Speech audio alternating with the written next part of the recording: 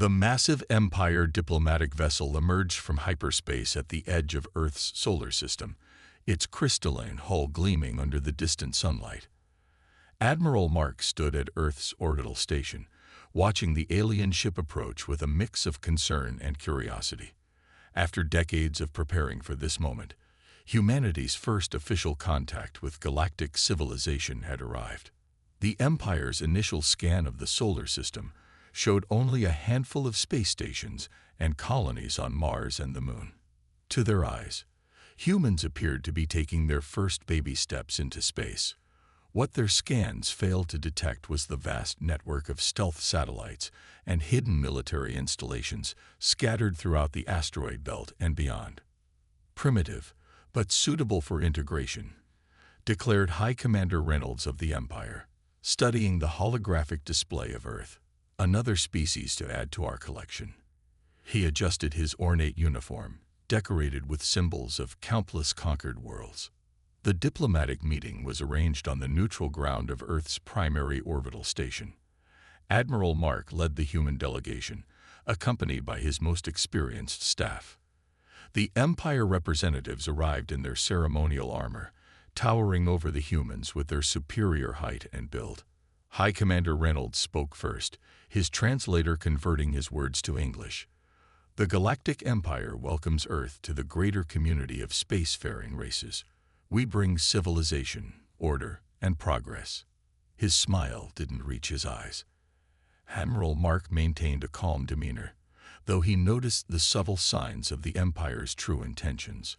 The battle cruisers positioning themselves strategically around the solar system, the weapon systems running silent scans of Earth's defenses. We appreciate your welcome, Admiral Mark responded carefully. Earth looks forward to peaceful cooperation and trade. The High Commander's expression hardened. You misunderstand. This is not an invitation for cooperation. This is a notification of integration. The Empire requires your immediate submission. Your technology level indicates you are not yet ready for self-governance. The human delegation exchanged glances. This was exactly the scenario they had prepared for over the past century, ever since finding the crashed alien ship in the Arctic. I must warn you, Admiral Mark stated firmly, that Earth will not submit to any foreign power. We value our independence. The Empire delegation laughed, their translated chuckles echoing through the station's meeting room. Warn us, Reynolds mocked. Your species barely has a presence beyond your own moon. What possible threat could you pose to the Empire? Admiral Mark stood up slowly, his voice taking on a grave tone. High Commander, I strongly advise you to reconsider. You don't understand what you're dealing with. We understand perfectly, Reynolds snapped. We have integrated thousands of worlds. Some required more convincing than others, but all eventually saw the wisdom of joining the Empire. Then you leave us no choice, Admiral Mark replied. Remember that we warned you. The Empire delegation departed, confident in their superior numbers and technology. As their ship moved away from the station, Admiral Mark activated his secure comlink. Command, initiate Protocol Omega. The Empire has chosen conflict. Throughout the solar system, hidden military installations powered up. Stealth fields dropped, revealing massive defense platforms and shipyards that had been invisible to Empire scans. The scattered asteroid bases activated their engines, revealing themselves as mobile fortress stations. In underground bunkers on Earth, Mars, and the Moon, soldiers suited up in powered armor that incorporated both human innovation and reversed-engineered alien technology. Fleets of ships emerged from hidden docks in the outer planets, their designs unlike anything the Empire had encountered before. Admiral Mark watched the Empire ships retreat to a safe distance, preparing for what they thought would be a simple conquest. He knew the next few hours would shatter their confidence.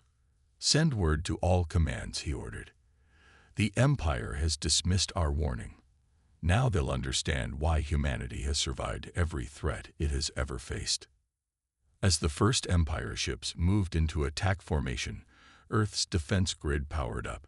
Humanity had spent over 100 years preparing for this moment, studying the alien wreckage, developing countermeasures, and building up forces in secret. The Empire thought they were dealing with a primitive species taking its first steps into space. They were about to learn that humanity had been ready for war among the stars for a very long time. The only question remaining was how many Empire ships would be lost before they realized their terrible mistake. The first battle for Earth was about to begin, and humanity was ready to show the galaxy why they should have heeded the warning to run. The Empire's standard pacification fleet appeared from hyperspace, 200 warships strong.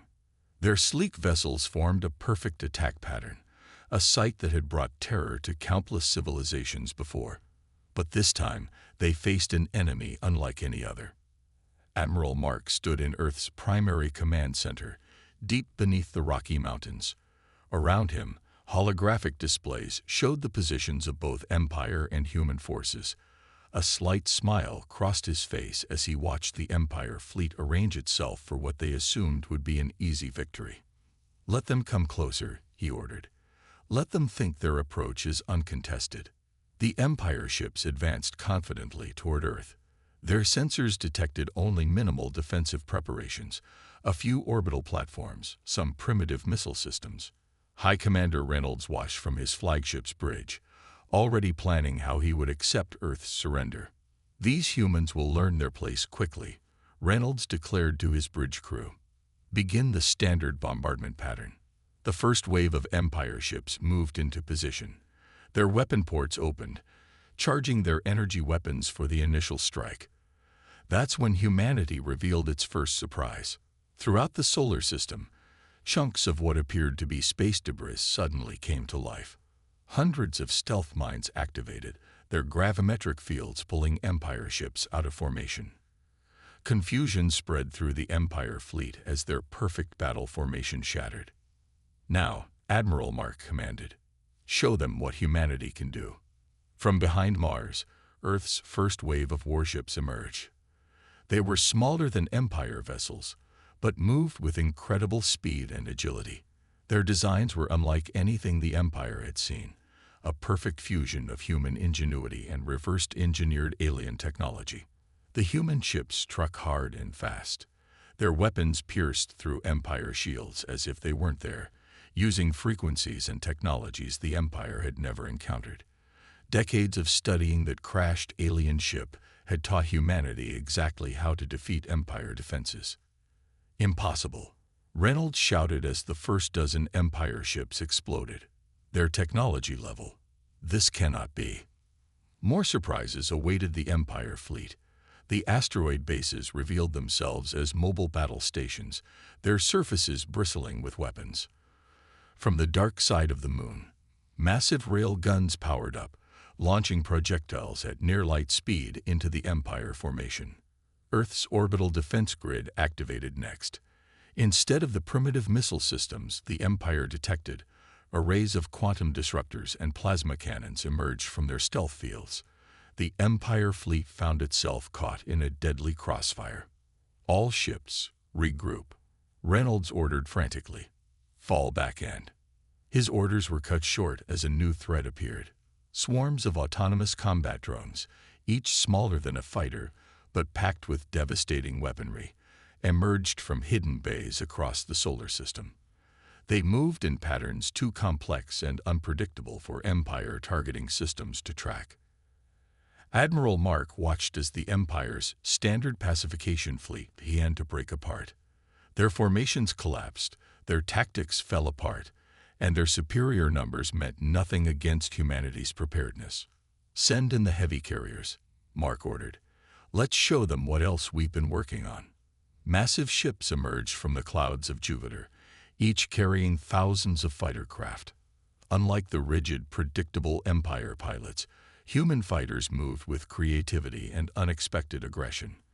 They struck from impossible angles, used debris as cover, and employed tactics that no Empire commander had ever seen. "This is impossible," Reynolds muttered as another wave of his ships fell to the human assault. They were supposed to be primitive. Their colonies barely reached their moon. But that had been humanity's greatest deception.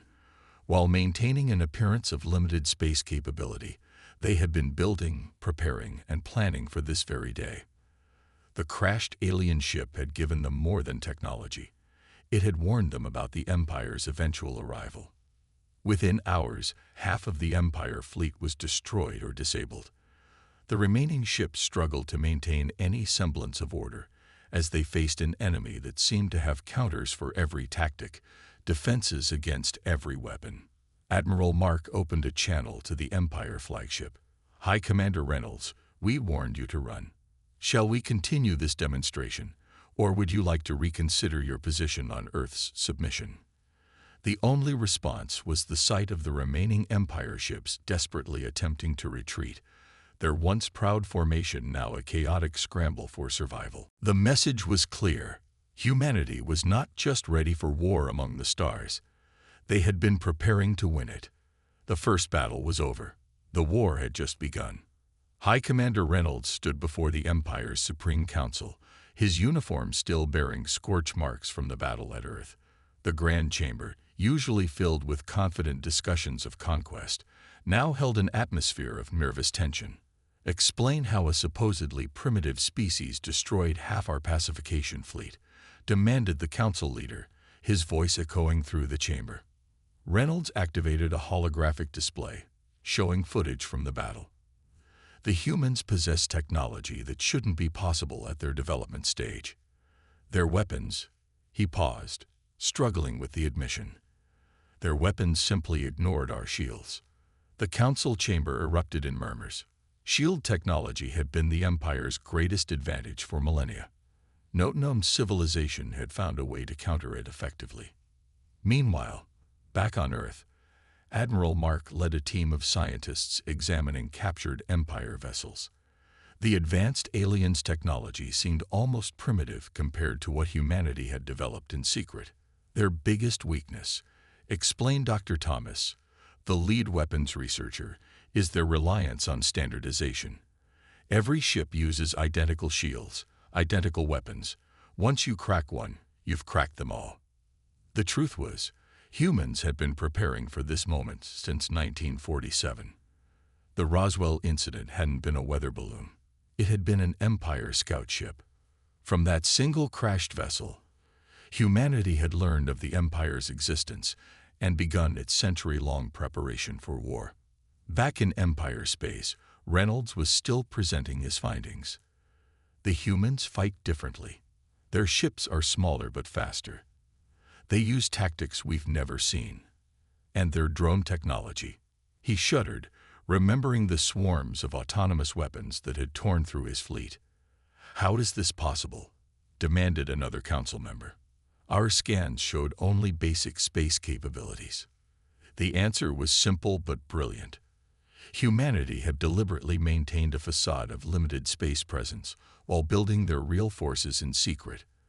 Every piece of technology they developed incorporated stealth capabilities. Their true fleet had been hidden in plain sight, scattered throughout their solar system. On Earth, Admiral Mark reviewed the next phase of humanity's war plan. "The Empire still doesn't understand what they're dealing with," he told his commanders. "They think our shield-piercing technology is our biggest advantage. They haven't seen anything yet." In hidden shipyards throughout the solar system, new vessels were under construction. Unlike the Empire's uniform designs, each human ship was unique, adapted for specific roles. Some were barely larger than fighter craft, but carried weapons that could cripple capital ships. Others were massive carriers, designed to deploy swarms of automated combat systems. The Empire's council reached a decision. "We will send the Third Fleet," announced the council leader. 500 ships. The humans cannot possibly stand against such force. They still didn't understand. Humanity had spent decades studying not just Empire technology, but their psychology and tactics as well. The crashed ships database had revealed everything about how the Empire fought wars. Dr. Thomas demonstrated humanity's latest weapon to Admiral Mark. "We've developed a quantum field disruptor," she explained. "It doesn't just pierce their shields. It turns their own shield energy against them." "How long until it's ready for deployment?" Mark asked. "Production started the moment the first Empire ship entered our system," she replied with a smile. "We'll have enough to equip the entire fleet within weeks." In Empire space, the massive Third Fleet assembled. 500 of the most powerful warships ever built, crewed by the Empire's elite. They represented power that had conquered thousands of worlds. But on Earth, humanity wasn't worried. Their intelligence networks, hidden throughout nearby systems, had already reported the fleet's assembly. Defensive positions were being strengthened. New weapons were being deployed.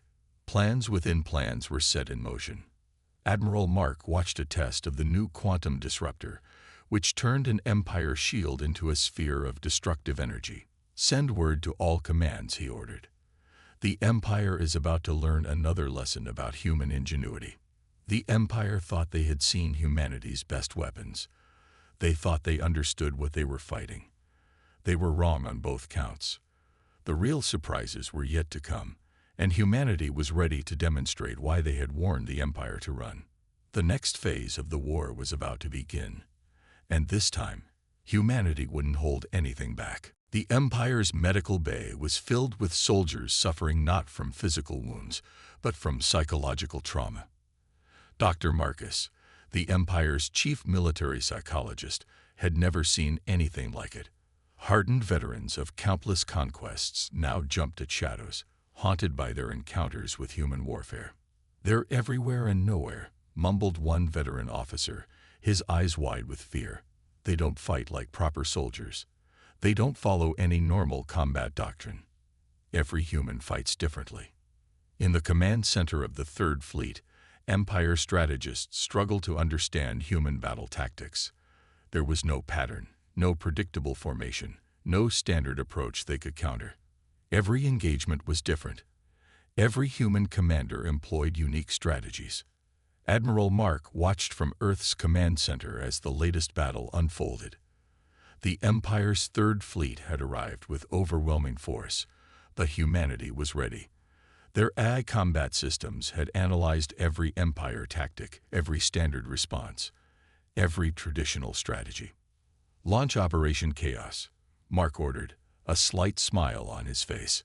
Across the battlefield, human ships suddenly split into smaller units. Each group operated independently, striking from unexpected angles, using tactics that seemed random but were carefully calculated by advanced AI systems. Empire commanders tried to coordinate their responses, but their rigid command structure couldn't adapt fast enough. "This is impossible," shouted the Third Fleet's commander. "How do they coordinate such complex maneuvers without central command?" The answer was simple but revolutionary. Each human ship carried an advanced AI tactical system. These AIs could make combat decisions in microseconds, adapting strategies in real time. While Empire ships waited for orders from their chain of command, human vessels reacted instantly to changing situations. More disturbing for the Empire soldiers was humanity's psychological warfare. Human ships would appear from nowhere, strike devastatingly, and vanish again. Communications would be flooded with taunting messages in perfect Empire language. Even their secure channels weren't safe. "Their unpredictability is their strength," Dr. Marcus reported to the Empire Council. "Our soldiers are trained to fight opponents who follow established military doctrine. The humans, they treat war like an art form, not a science." Back on Earth, the next phase of psychological warfare was being prepared. Hackers had broken into Empire communication systems, feeding false information and creating confusion. Special operations teams, using advanced stealth technology, infiltrated Empire ships, leaving behind mysterious signs of their presence. "Let them see shadows in every corner," Admiral Mark said. "Let them feel what it's like to face an enemy they can't understand." The Empire's mighty Third Fleet began to show signs of strain. Ships would fire at sensor ghosts, pilots would refuse to fly missions, and commanders would second-guess every decision. The psychological pressure was as effective as any weapon. In one particularly devastating battle, a single human ship led 20 Empire vessels on a chase through an asteroid field. The human crew used the terrain masterfully, causing their pursuers to crash into asteroids or fire upon each other in confusion. When reinforcements arrived, they found only wreckage and a message carved into an asteroid. "We warned you." Human fighters employed tactics that seemed suicidal to Empire pilots, but always resulted in victory. They would dive straight at capital ships, only to pull away at the last second, leaving behind weapons that phased through shields. They used debris as cover, turned their engines' energy signatures into weapons, and treated the battlefield like a three-dimensional chess game. "The humans aren't just fighting a war," Dr. Marcus concluded in his report. "They're rewriting the rules of warfare itself." For the first time in its long history, the Empire was forced to retreat from a major campaign. The Third Fleet, once the pride of the Empire's military, withdrew in disarray. Over a third of its ships were destroyed or captured, and its survivors were deeply traumatized. Admiral Mark watched the Empire ships flee. "Send the message," he ordered. Throughout the retreating Empire fleet, every display screen showed the same words. This was just the beginning. "Remember, we warned you to run." The Empire had never faced an enemy like humanity before. They had never encountered a species that treated war as an art of infinite possibilities, rather than a science of fixed rules. And now, for the first time in 10,000 years, the Empire knew fear. News of the Third Fleet's defeat spread through the Empire like wildfire. In the grand halls of the Imperial Palace, the Supreme Council faced an unprecedented situation. For the first time in millennia, conquered species began questioning the Empire's absolute power. "We're receiving reports of unrest on 17 worlds," reported Intelligence Director Wayne, his voice tense. "The news of human victories has sparked hope among the subjugated species." The council chamber, usually a place of order and control, had descended into chaos. Different factions argued bitterly about how to handle the human threat. Some demanded throwing everything at Earth, while others suggested something unthinkable: negotiation. On the industrial world of Proxima II, alien workers staged the first successful revolt in Empire history. They used tactics learned from intercepted reports of human warfare: unpredictable, adaptive, and impossible to counter effectively. "The humans have shown us the Empire can bleed," declared a rebel leader to cheering crowds. "They are not gods. They can be defeated." Back in Earth's command center, Admiral Mark reviewed intelligence reports about the Empire's growing internal problems. "Their biggest weakness," he observed, "is their own success. They've never learned to handle failure." The Empire's propaganda ministry worked overtime, trying to explain away the mounting defeats. They claimed the humans used forbidden technology, that they weren't fighting fairly, that victory was still certain. But with each passing day, fewer and fewer believed these assurances. In a secret session of the Empire's military command, the extent of the crisis became clear. "We've lost 30% of our effective fighting force," General Thompson reported grimly. "Not just in ships and materials, but in morale. Our soldiers are afraid of facing human forces." The Empire's standard response to rebellion had always been overwhelming force. But now, with their fleets tied up in the losing war against Earth, they couldn't maintain their iron grip on subjugated worlds. "Send the Fourth Fleet to crush these rebellions," ordered the council leader. "We can't," replied General Thompson. "The Fourth Fleet refuses to leave their current position. They're afraid the humans will strike their worlds if they do." Fear, an emotion the Empire had always inspired in others, but never experienced themselves, was spreading through their ranks like a virus. Every unusual sensor reading could be humans preparing to attack. Every communication glitch might be human infiltrators. Admiral Mark reviewed the latest intelligence. "The Empire is doing exactly what we predicted," he told his staff. "They're paralyzed by indecision. Their entire system depends on absolute authority and absolute victory. They don't know how to handle a situation where neither exists." The Empire's economic system, built on the exploitation of conquered worlds, began to show cracks. Supply lines were disrupted by rebellions. Trading ships refused to leave safe zones. The mighty empire was being defeated not just by human weapons, but by human ideas. "The humans don't just defeat you," reported a captured empire commander. "They make you defeat yourself. They make you question everything you believed was true." In response to the growing crisis, the Empire Council split into competing factions.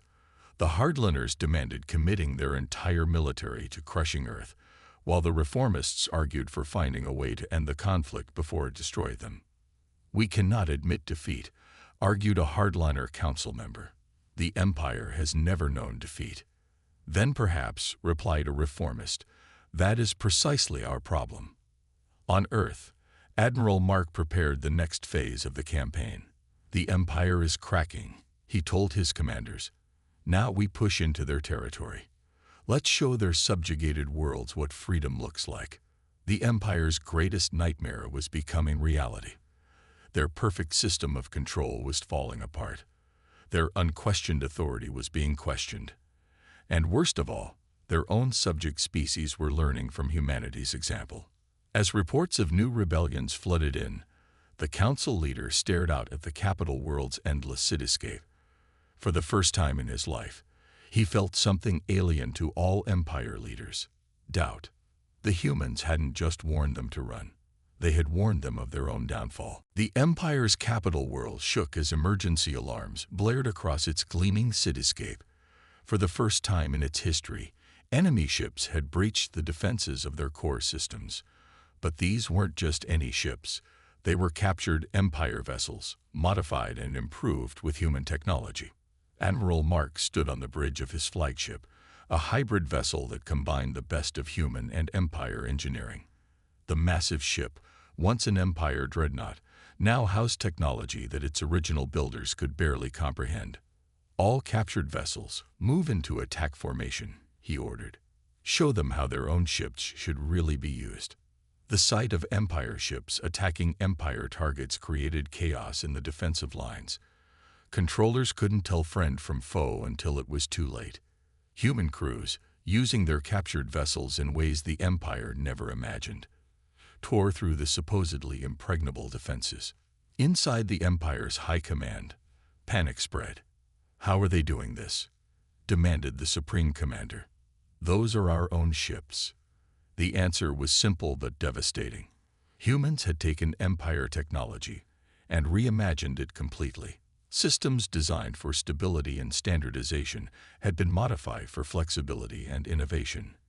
Every captured ship became a unique weapon. Meanwhile, across Empire space, the rebellion spread like wildfire. Liberated species, armed with human weapons and trained in human tactics, rose up against their former masters. Centuries of resentment exploded into revolution. "The humans aren't just defeating us," reported an Empire analyst. "They're dismantling everything we built. Every world they free joins their cause."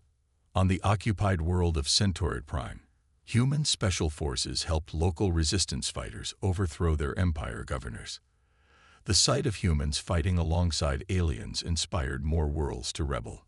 Admiral Mark received a fascinating report from Earth's Xenorchaeologists. They had discovered something remarkable in ancient ruins across the galaxy, evidence that humans weren't newcomers to galactic civilization. They were descendants of an ancient warrior race that had fought the Empire before. "It explains why we adapted so quickly to their technology," Dr. Thomas explained during a briefing. "Our ancestors fought them millennia ago. Fighting the Empire is in our DNA." The Empire's core worlds faced direct attack for the first time in their history. Human ships, accompanied by fleets of liberated alien vessels, struck at the heart of Empire power. Their tactics were unlike anything the Empire had prepared for.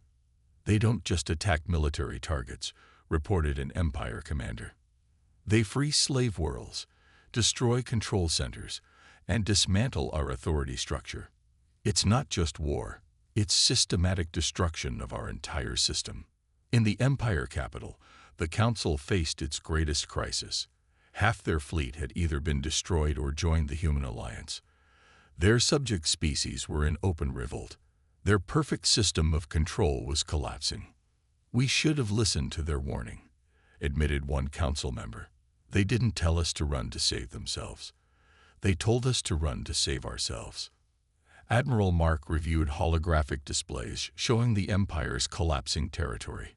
Worlds that had been under Empire control for thousands of years were declaring independence, protected by human ships and technology. Send the message to all liberated worlds, he ordered. The age of the Empire is over. The age of freedom has begun. The Empire's mighty warships, once symbols of unstoppable power, now flood from human vessels. Their crews, trained to expect absolute obedience, couldn't handle enemies who thought creatively and fought unpredictably. On the Empire capital world, the Council received the final devastating report. Human forces had breached the last defensive line. The Empire's core systems were now exposed. How did it come to this? Asked the Council leader, watching human ships appear in the capital sky. The answer was simple. The Empire had built its power on control, uniformity, and absolute authority. Humans represented everything they feared: creativity, adaptability, and the unstoppable desire for freedom. Admiral Mark prepared for the final battle. The Empire's capital world lay before them, its defenses crumbling, its authority broken. The warning had been given, ignored, and now the consequences had come. The Empire was about to fall, and humanity would reshape the galaxy in its image. The Empire's capital world hung suspended in space, its once mighty orbital defenses now reduced to drifting debris. Admiral Mark stood on his flagship's bridge, watching the final moments of a civilization that had dominated the galaxy for millennia. Send the transmission, he ordered. One last chance. The message was broadcast across all frequencies. To the Empire Council, surrender now, and your people will be treated fairly. Continue fighting, and witness power you never imagined possible. In the council chambers, panic had replaced arrogance. Through massive view screens, they watched as human ships demonstrated technology that shouldn't exist. A small fleet of Earth vessels had positioned themselves around one of the Empire's uninhabited garden worlds. Observe, Admiral Mark's voice echoed through the chamber. This is what happens when you force humanity to develop weapons of last resort. The garden world cracked like an egg, split apart by forces the Empire couldn't comprehend. It wasn't destroyed. It was systematically disassembled, a demonstration of power that made even planet-killing weapons look primitive. We developed this technology, but chose never to use it, Mark explained. Until now, it remained untested. Think carefully about your next decision. The council leader stood, his voice shaking. We surrender. The Empire surrenders. Within hours, human peacekeeping forces landed on the capital. Empire citizens, expecting savage conquerors, found instead disciplined soldiers offering food and medical care. The humans had learned from the Empire's mistakes. They came not to dominate, but to liberate. Admiral Mark met with representatives from all species in the former Empire. The age of submission is over, he declared. We propose a new Galactic Federation, where all species have equal voice and equal rights. The transition wasn't easy. Centuries of Empire rule had left deep scars. But humanity proved as skilled at peace as they had been at war. They shared their technology freely, helped rebuild devastated worlds, and established systems of fair trade and mutual defense. In the ruins of an ancient city, Dr. Thomas made the discovery that explained everything. We found records of the first Empire expansion, she reported to Admiral Mark. They encountered humans before, thousands of years ago. Our ancestors fought them to a standstill and then disappeared, leaving behind warnings that humanity would return. The Empire had forgotten those warnings, dismissed them as legends. They had built their power on the assumption that no species could challenge them. Humanity had proved them wrong. The warning we gave them, Mark realized, was the same warning our ancestors left. History repeated itself because they failed to learn. 5 years after the surrender, the new Galactic Federation held its first full assembly. Representatives from thousands of worlds gathered to vote on matters affecting the entire galaxy. The Empire's former capital had been transformed into a center of learning and cooperation. Former Empire citizens adapted to their new reality. Many found freedom suited them better than rigid control. Trade flourished, cultural exchanges bloomed, and technological advancement accelerated as species shared knowledge freely. The Empire's massive warships were converted into exploration vessels and trading craft. Humanity's gift to the galaxy wasn't just liberation. It was a new way of thinking about power and progress. Admiral Mark, now retired, stood at Earth's primary observation post, watching ships from across the galaxy arrive for trade and diplomacy. "We warned them to run," he mused to Dr. Thomas. "Not because we wanted to destroy them, but because we wanted to avoid this war. They forced our hand." "And now?" she asked. "Now we prove that humanity's greatest strength isn't our ability to win wars," he replied. "It's our ability to build peace." In the decades that followed, the galaxy entered a golden age. The Federation, led by the principles of freedom and cooperation that humanity had championed, grew stronger than the Empire had ever been.